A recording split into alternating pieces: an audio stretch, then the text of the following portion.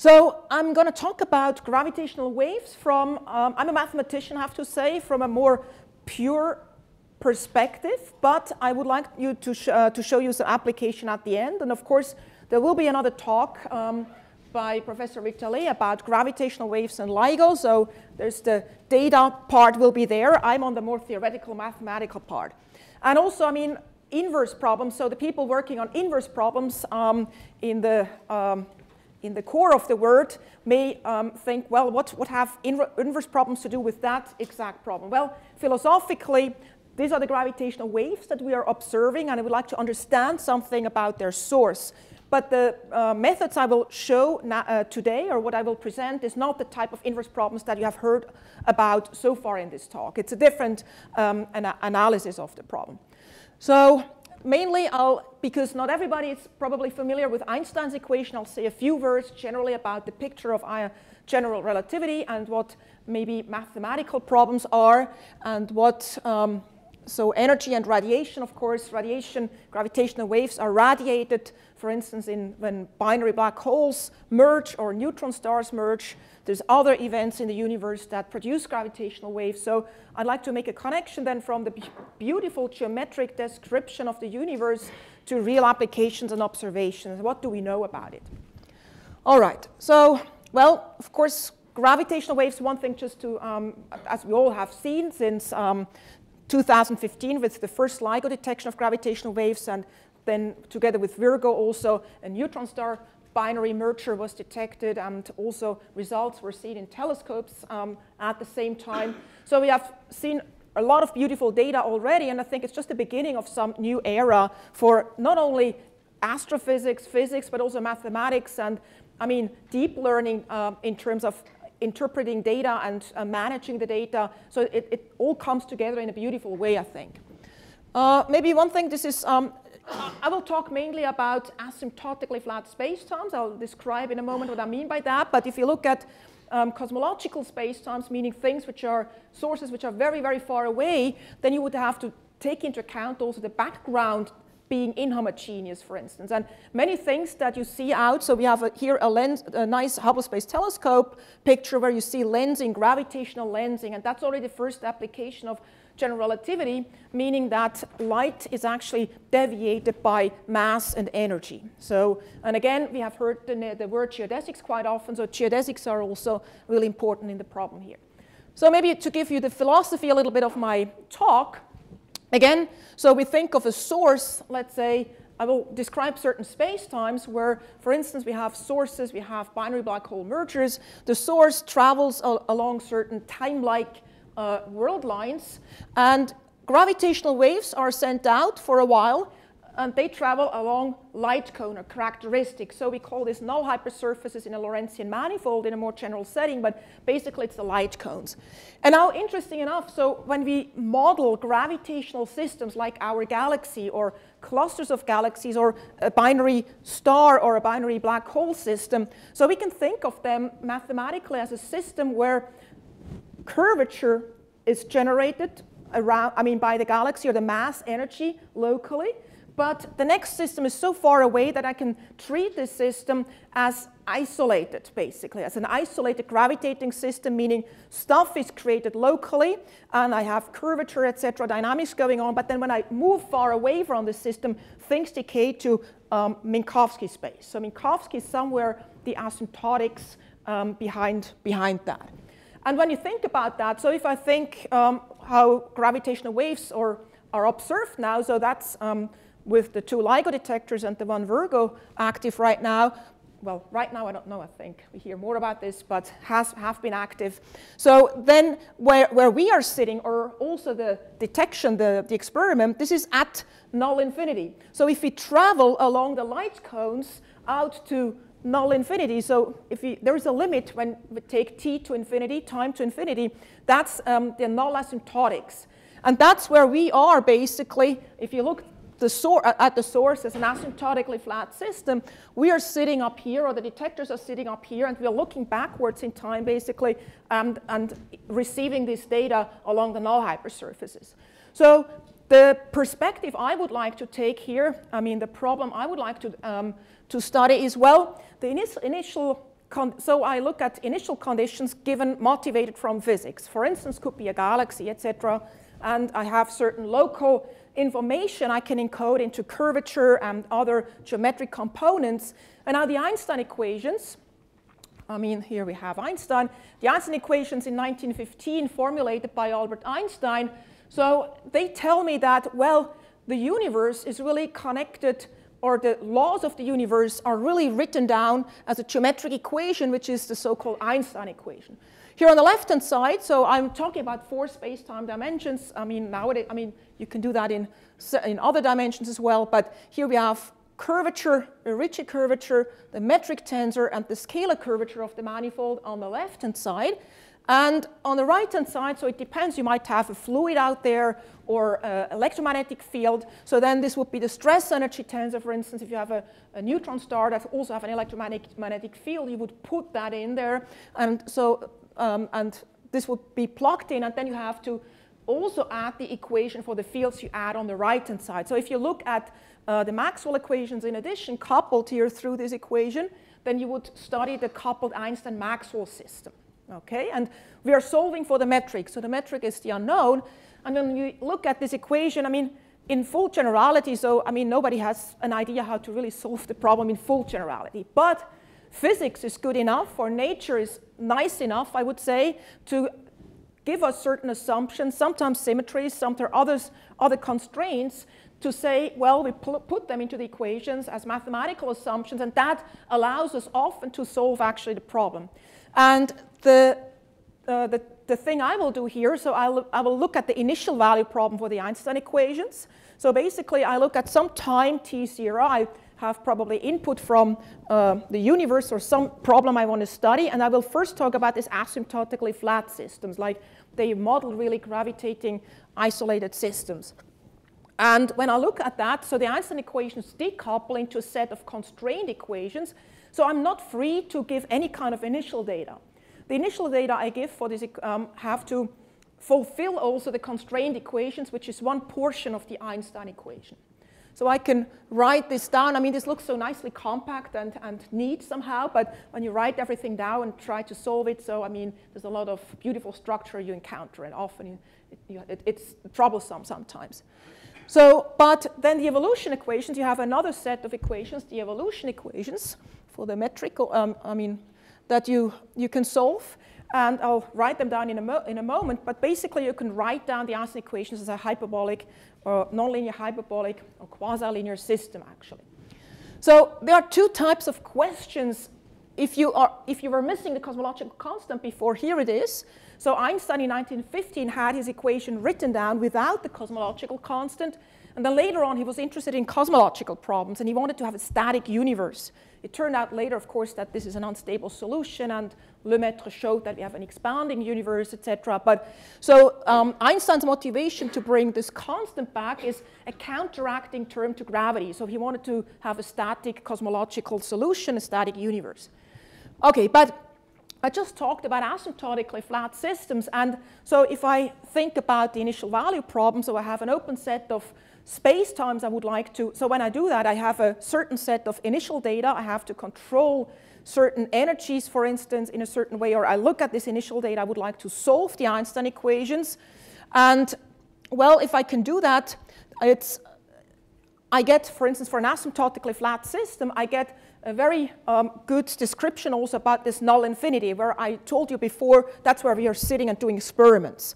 That's a very natural geometric, way to geometric analytic way to describe that. So, and when solving the Einstein equations, we have an open set of space-times that we create that are physically interesting, and we know we can study for the asymptotically flat case very well this null asymptotics, and that's where the radiation actually is read off. So we can read off all the information about gravitational waves from there. And this is also the connection where, well, once we have information from gravitational waves, what does it tell us? So we would like to understand these classes of space-times under certain conditions that create certain types of waves. So this is, I have another type of approach to these problems, but that's what I'm gonna, so this is the approach that we will talk about. Now, in cosmological spacetimes, maybe just briefly, there's a problem. There's no such thing like a null infinity. This is space-like, meaning, well, it's not even clear if something like a bond or an asymptotic mass exists there. But again, this is cosmological spacetimes. We don't have to go to, so to say, to the very edge. Where we are living in our historic universe, that's far away if you look at cosmological sources, which are very far away from us. So then it's good enough to look at the space-time region where we are. So if we assume, for instance, that we observe gravitational waves from a source which is really at cosmological distance, very much further away than other galaxies, etc., then we also have to take into account, well, not only we know something about the source from the wave, but we might also be learning something about the space-time between the source and us. And we have to take into account, for instance, the redshift and the lensing by the material, by the background, which is very inhomogeneous. And I'll say something about that at the very end. So first of all, I mean, if you don't have any matter or other energy coupled to Einstein's equation, it's pure gravity working, right? But pure gravity, there has been a result also lately, in a few years ago, for instance, that Christodoulou showed that by the focusing of gravitational waves alone, so no other matter, nothing, just the pure Einstein vacuum equations, by the focusing of gravitational waves alone, a black hole could form. So that's a very interesting question as well. So I just mentioned that the Einstein equations decouple into a set of constraint and evolution equations that we'd like to do. And what's a typical initial data set? So if the space-time we are looking for is a Lorentzian manifold with some interesting structures, then an initial data set here is a three-dimensional manifold with a Riemannian metric. I call this G bar. We'll have a symmetric 2 tensor, which is going to be the second fundamental form with respect to a time vector field later on. And so if we have other matter, then we have to add other equations. And these initial data have to fulfill this constraint equations, again, which is one set of the Einstein equations. And the Cauchy development, so I want to solve this now, is then just the following. I want to find a Cauchy development of my data. So typically, this is a globally hyperbolic space-time that, of course, fulfills the Einstein equations with the corresponding embedding like that. Okay, now the constraints, if you like. So everything with a bar is related to a space-like hypersurface. So for instance, your initial Riemannian manifold versus not the Lorentzian case. So the constraints also one can show they propagate. So if you have a time foliation that you choose, then these constraints will propagate for each and be true in each space-like surface. So here are the evolution equations. So you see the initial metric is evolved, where phi here is called the, the lapse function, and then x is some shift vector. And we also propagate the second fundamental form here, which is according to this right-hand side. And of course, I mean, you have 4 degrees of freedom. So basically, if you look at these equations, you have 6 independent equations for 10 unknowns of the metric, given all the symmetries that we, if you don't assume extra symmetries, just the symmetries of the problem. So then we have 4 degrees of freedom to make coordinate changes, if you like, or 4 degrees of freedom to choose certain things in the initial data. All right, I mean, these equations can be formulated into a hyperbolic system. So you can, so let me maybe state this result first. I'll just show you a little bit about the hyperbolic formulation in the next slide. So it's interesting if you look a little bit at the history. Many physicists and mathematicians, like Hermann Weyl, so they started looking at Einstein's equation and found a lot of interesting mathematical and physical properties. And then Eddington's expedition of 1919 showing the bending of light. So really was a breakthrough that this theory was starting to be accepted. At the beginning, many people didn't really like it, but it had a few breakthroughs, right, and predictions on the physics side especially. And mathematically, there were also beautiful tools developed, etc. But one of the most fundamental things could not be done until 1952. I mean, many people had some partial results in writing down initial value problem. So it was not clear how to write down initial value problem. What you would like to have is some data that corresponds to something out in the universe, then evolve it and understand what's going on. And that was not possible in a clear way until Ivan Jacobi solved this in 1952. So this is really the well-postness, meaning I have some initial data which fulfills the vacuum constraint equations. This has been generalized to many most interesting common energy momentum tensors as well. And so then there exists a space-time which solves the Einstein equations, and an embedding of H into M, where this is a space-like surface with induced metric and second fundamental form like that. And so it took until 1952 until this was actually formulated in a clear way. And together with Shears, so they showed the more general theorem, if you like, here, that you have, under these assumptions, you have a unique globally hyperbolic maximal space-time, in fact, again, with the similar implications. So let me maybe just mention one word in the proof. It also shows you that you actually can reduce this to a hyperbolic system. There were two really interesting, maybe more, but two really fundamentally interesting thoughts how to prove that. First of all, Yvonne Jacobi, she chose wave coordinates to write the Einstein equations down. And well, wave coordinates just satisfy this equation. And so with other words, the Einstein vacuum equations become a very simple looking set of equations. So on the left-hand side, I just have the wave operator with respect to the metric here. And then on the right-hand side, this term here means there are some terms which are nonlinear in G and the first derivative nabla G. So quadratics in those. So we have a quasi-linear system. So this is a very much simpler way of stating the problem. So together with maybe the domain of dependent theorem and the reduced equations you get out of this, this was then a very straightforward, nice, and elegant proof of this first theorem. So why I show this, you can write down really these equations as a hyperbolic system. And that's Yvonne Jacobi, very active. So I think a few years ago she published another book of this length about general relativity.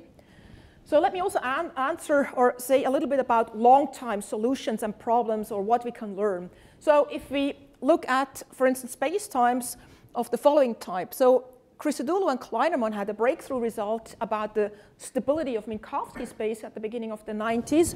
Namely, so if you assume now you have asymptotically flat data, that's really what I said. You have initial data, your metric, second fundamental form, and they are, let's say, controlled in certain weighted Sobolev norms that you control that are small enough.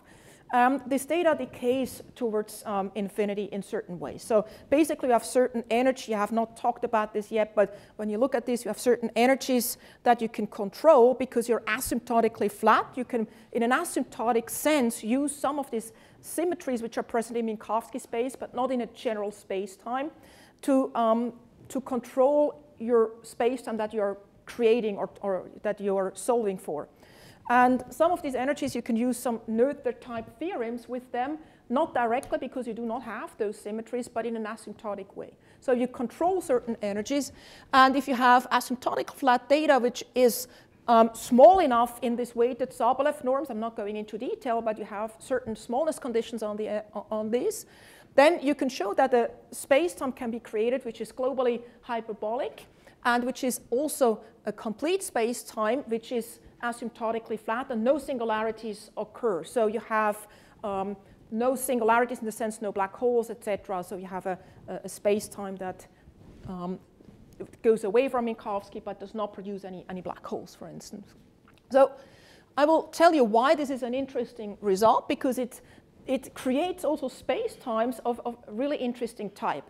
And there is even, so now if you ask, well, but what about the black holes when I want to talk about gravitational radiation? So you can go back, and it turns out that many of the results that obtained in this theorem, so basically everything that you get on a null hypersurface, so the results, the asymptotics you get of these space-times when you go out the null hypersurfaces, they are independent of the smallness of the data. So you can actually have large data like black holes, etc., that you plug in, and still, let's say nobody has shown the stability of this kind of things yet, so that's open questions. But if you have such data, and we know out in astrophysics, we know these things occur, we have neutron stars, black holes, etc. So if you plug that in, then you can show that the asymptotics that you get from this problem still are actually a very good description of these spacetimes, so spacetimes with radiation. So there were generalizations of this problem. Sipser did a generalization for the Einstein-Maxwell case. I generalized it in the Einstein vacuum case to the borderline K of decay towards infinity. All right, so here is some of the initial data, how it might look like. So in the Christodoulou-Kahneman case, for instance, you have a metric like 1 plus 2m over r. M is the total mass. And dij plus something that behaves like r to the minus 3/2, and a certain decay behavior for your second fundamental form in the general setting that I looked at. So this turns out to be the borderline case for the decay, but probably you can still go one further down in terms of regularity. So when you look at that, so we have shown stability for this type of problems, but now you can say, well, again, we want to put in large data, so because the null asymptotics are actually independent of this smallness, you can have space-times where you have large data and you can really read off a lot of information about radiation. And that's what I'm going to use in some of in the next part of the talk. Well, if you have a space-time, so there's a lot of beautiful structures, and at first sight you may often be tempted to solve a problem and ignore the geometry as much as possible. You might get a little bit to scratch on the surface and get some results out. But if you really dig deeper into the geometric structures, they are really not only beautiful, but they also help you to get estimates on the PDEs that you actually are solving. So it's really a geometric analytic interplay in the sense that the geometric structures, when you analyze them, actually really lay open a lot for you, and they help you solve the PDEs.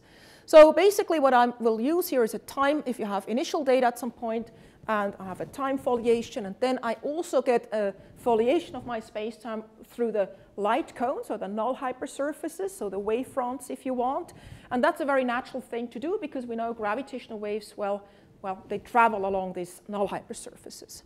Okay, so often this will be interesting or important for us, and I'd like to just keep this picture in mind. There's of course more structure, that's a very simplified picture. All right, so in what I'm going to do, I have to, if I use some of these structures, now I will extract from what we know about the spacetimes just a little bit of a portion that will be important for the gravitational wave analysis I would like to show you. So I use, let's say I am in an initial data, or in a space-like slice.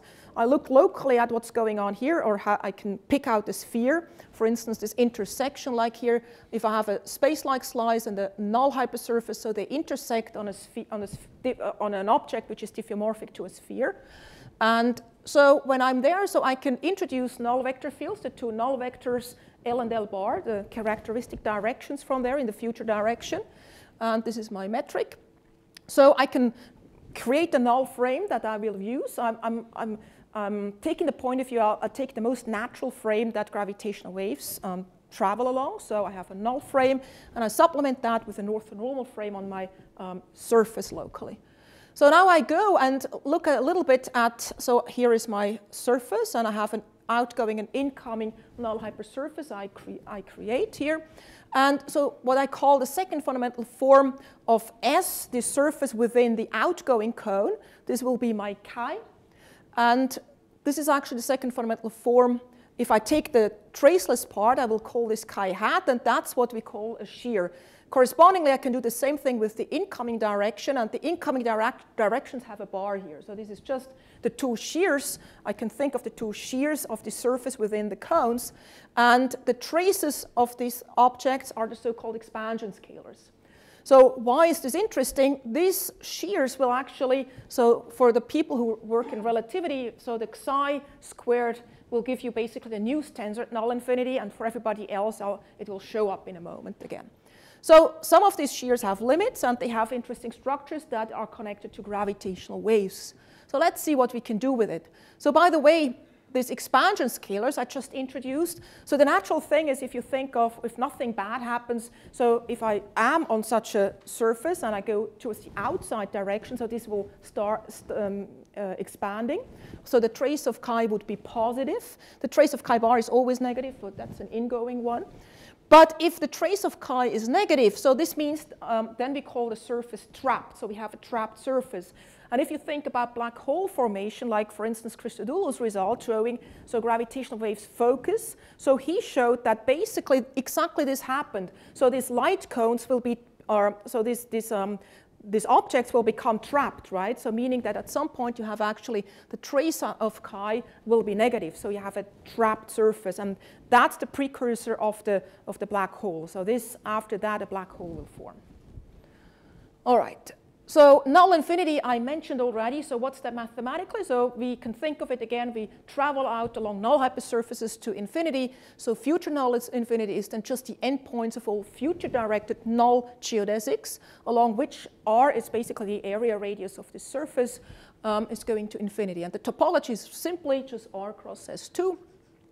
And so again, each null hypersurface CU intersects null infinity at the 2 sphere. This is the sphere at infinity that we think of. And the black hole region defined in that way, there are many ways to define black holes, but in a geometric way, that's the definition, if you want, of a black hole.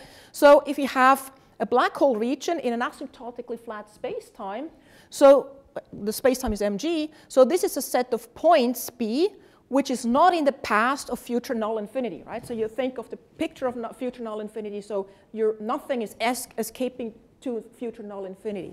So with other words, B is just M without the past of future null infinity. So this is the notation I'm using.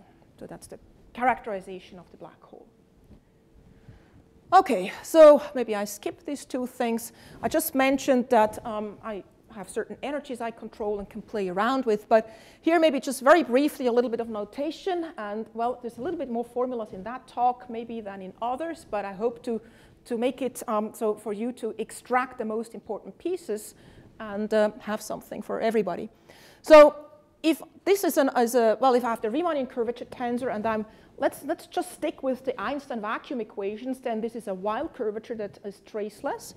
So if I now contract my curvature twice with the ingoing direction, that's 3, so I contract it twice with the ingoing direction, and the capital letters are actually tangent to my surface S. So this alpha bar will be the leading order term in my curvature, which will drive the gravitational radiation. And the only thing to remember is something, well, this goes like 1 over R, and so you can forget about this, but this is something.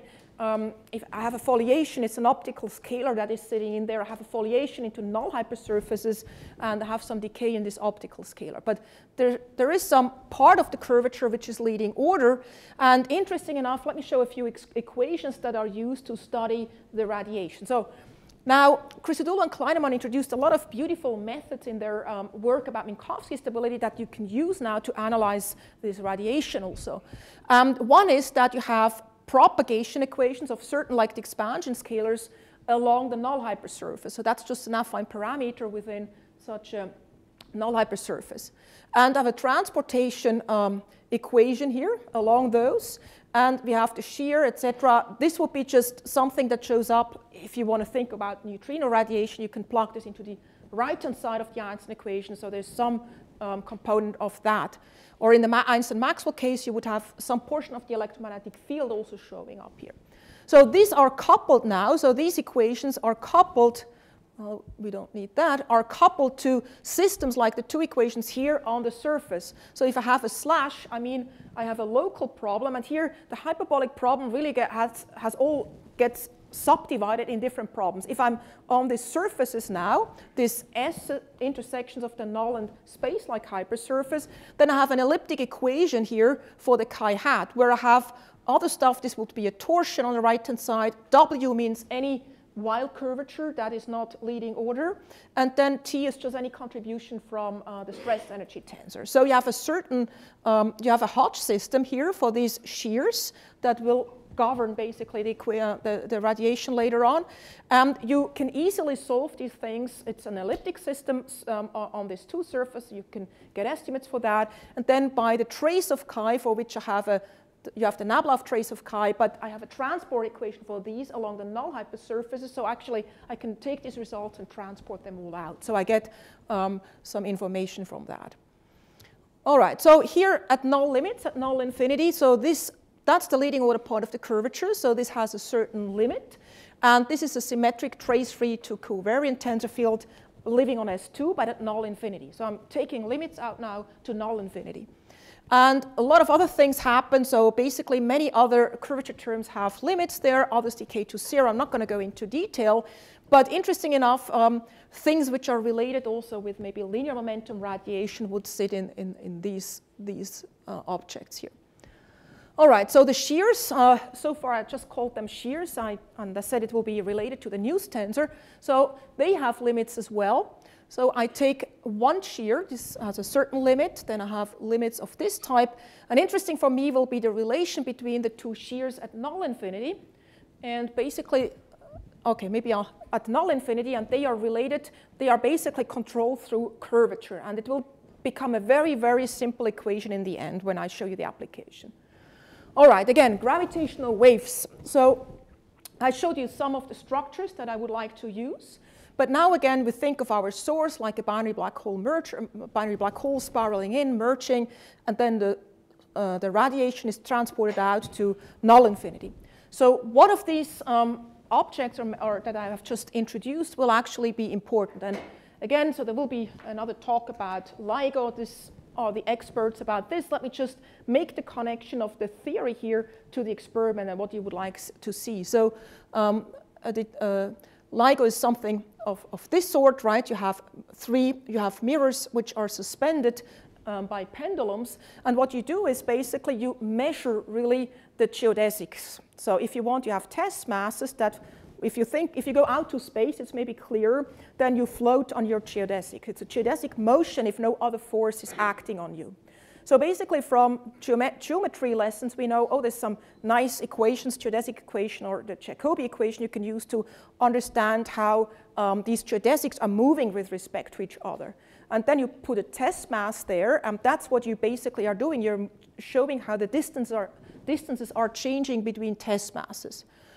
And so that's the LIGO facility in Livingston, but I'll jump a little bit further, and we know, I mean, more than 1,000 people have been working on that, and so the Nobel Prizes were awarded to Ray Weiss, Barry Barish, and Kip Thorne. Unfortunately, Draver, who was one of the other founding fathers, passed away before the Nobel Prize was awarded. So I'm not going to talk more about that, but to come to another effect. So let me mention the memory effect. So gravitational waves, and I'll say something, I will put what I theoretically prepared here just into the context of the experiment, and we'll use the Jacobi equation to find the distance, something to measure in an experiment in a moment. But I would like to add another phenomenon. The pure gravitational waves that we have seen so many times now, beautifully detected by LIGO and Virgo, so is one thing. But we hope that LIGO in the near future or other measurements will show the memory effect. What's that? So the Einstein equations actually predict that once a wave train is coming through, so you have a wave train from a source, it's coming through, their geodesic test masses are moving, and they will go back to rest after the wave train passed through. Now, the memory effect says that there will be a permanent change of the test masses, a permanent change of your space-time that will remain after the wave train has gone through.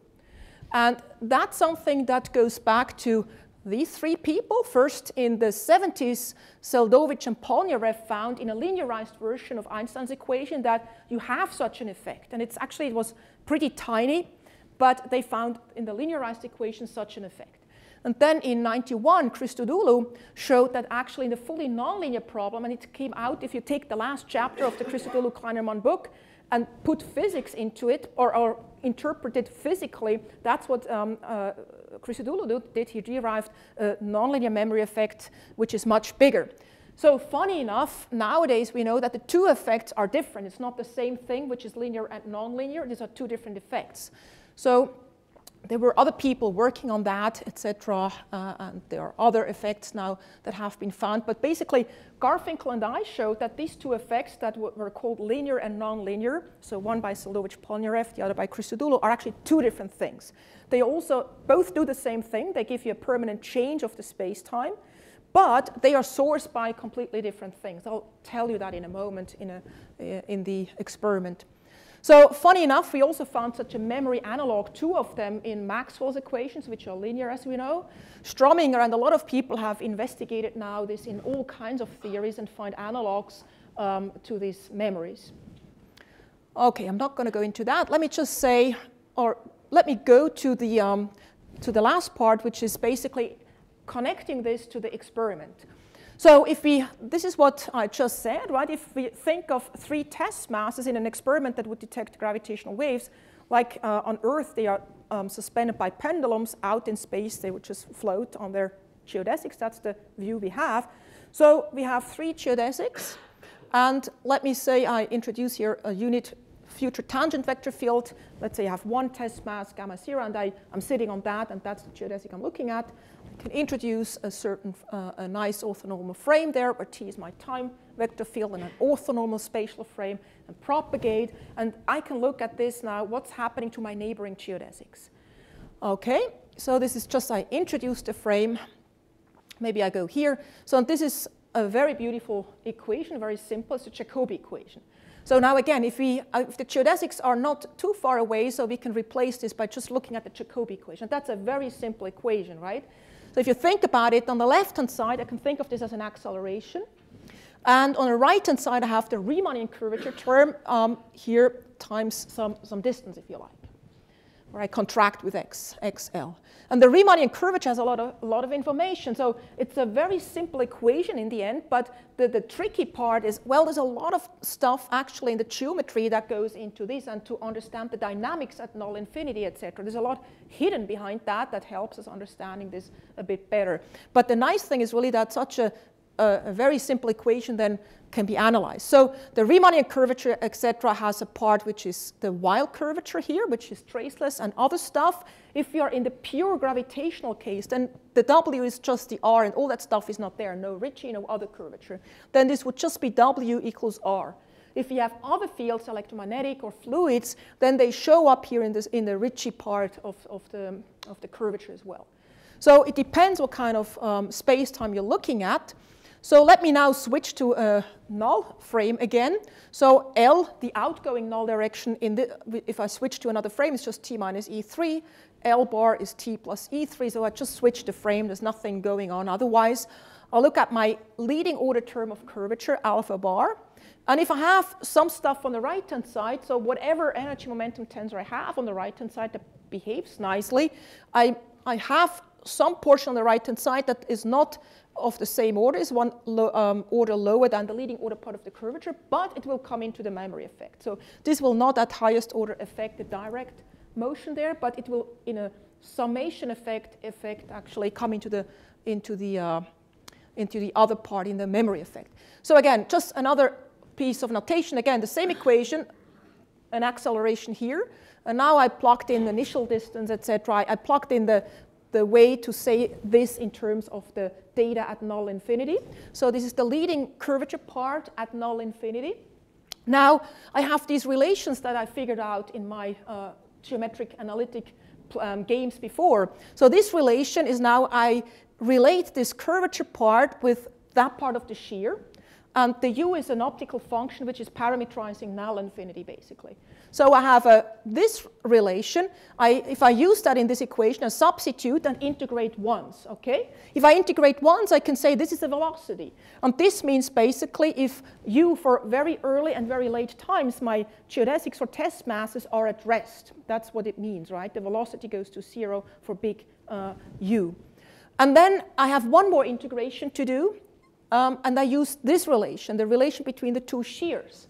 And it gives me, I introduce this here after one integration, I replace this, I substitute, I integrate again, and then I get basically a distance here on the left-hand side equal to this. And what's that? Let me just say, this can be analyzed very nicely and is understood on the right-hand side, and it actually includes information about gravitational radiation. I'll show you in a moment. So if you look at that, this would be this instantaneous displacements that LIGO has seen already. So a gravitational wave train is traveling through, and this is telling you where the geodesics or the test masses are. So this is what has been seen already.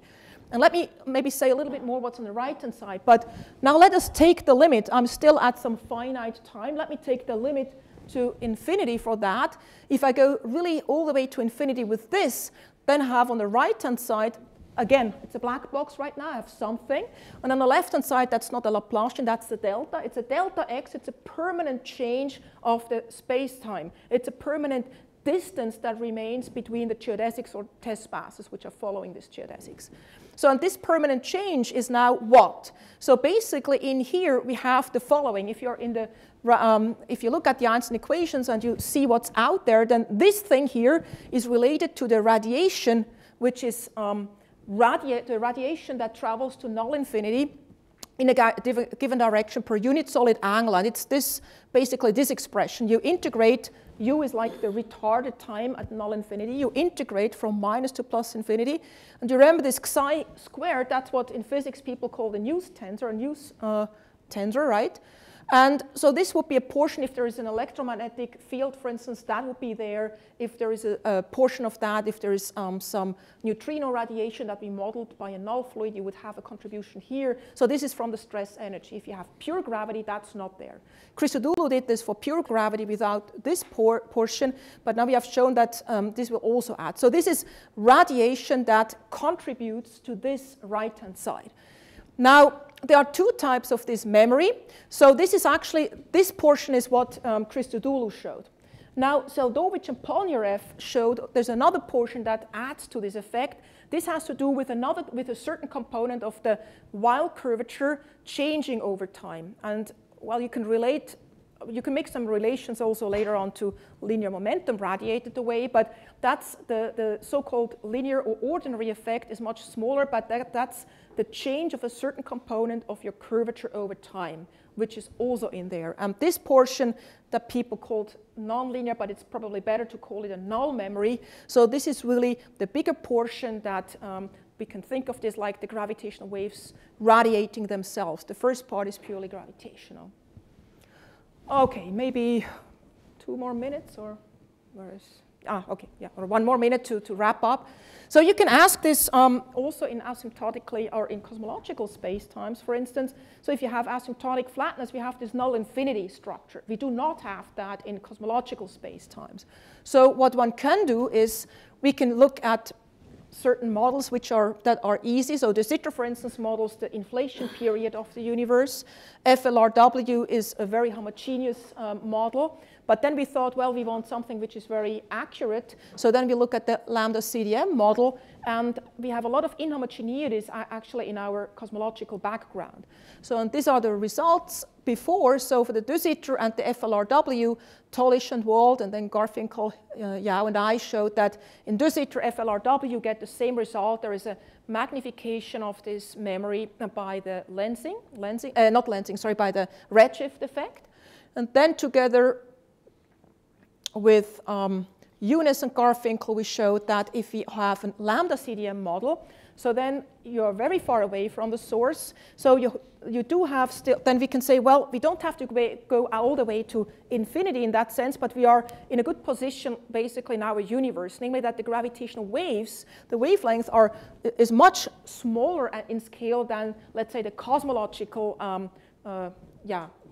factor. So we have 2 zones. One zone which is we call which is like the Minkowski space. So one zone which we call just a wave zone, where things look like Minkowski space, very similar to that.